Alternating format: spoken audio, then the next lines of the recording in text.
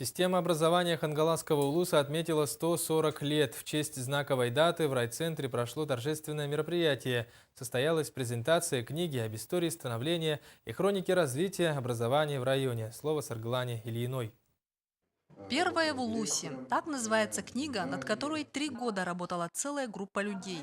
Первая школа в Улусе, Алексеевское начальное училище, было открыто в 1874 году.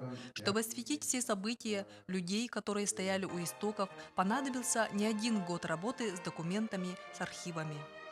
Для нашей молодежи, для наших детей, для выпускников, которые в разные годы учились вот в первой школе Улуса, это будет очень полезная книга, особенно для учителей и особенно для выпускников, потому что такой систематизированных таких источников у нас почти нет. В ходе написания книги открылись неизвестные ранее факты, которые интересно будет узнать современникам. Образование – это отрасль, с которой начинается все. За 140 лет оно шагнуло далеко вперед. Сейчас мы с гордостью называем имена ученых, видных общественных, политических деятелей, выходцев с Хангаласского улуса.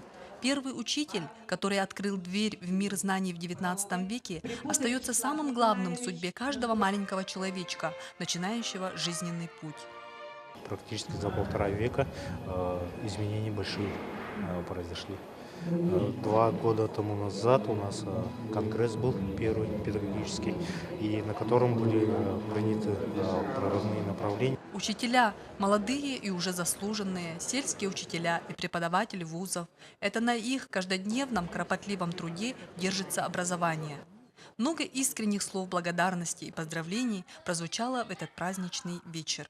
Сарглана Ильина, Федор Тарасов, НВК Саха, Хангаласский улус.